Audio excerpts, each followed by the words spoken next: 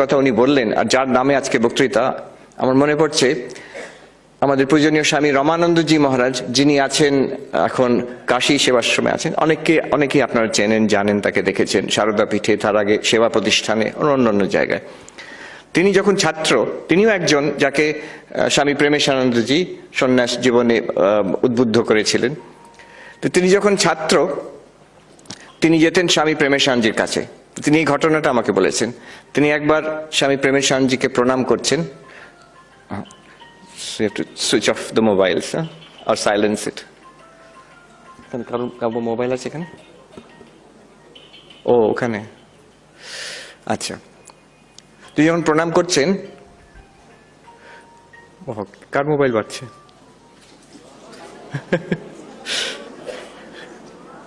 স্বামী প্রেমেশানন্দজি যখন প্রণাম করছেন, স্বামী প্রেমেশানন্দজিকে রামানন্দজি যখন প্রণাম করছেন, তখন প্রেমেশ মহারাজ তাকে এরকম করে ছুঁয়ে দিলেন কপালে। তো রামানন্দজি তখন ছাত্র, চমকে উঠেছেন স্বাভাবিকভাবে। প্রেমেশ মহারাজ তখন বলছেন, ওই ওই ওই যে চমকে উঠলো, ও ছাড়া কোনো শালা ভগবান নেই।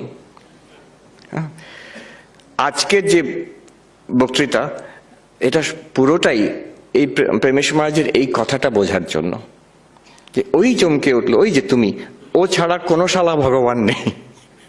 This is same as the Vedanta Mahavakya. এইটারই বিচার। বেদান্ত বিস্তৃত, সমগ্র বেদান্ত কত উপনিষদ আছে, উপনিষদ, তারপরে গীতা, তারপরে ব্রহ্মসূত্র, তারপরে উপনিষদ, গীতা, ব্রহ্মসূত্রের ওপরে শঙ্করাচার্যের ভাষ্য। আজকে মূলত আমরা অদ্বৈত বেদান্তের কথাই বলছি। অদ্বৈত বেদান্তের গ্রন্থই কত বিস্তারিত,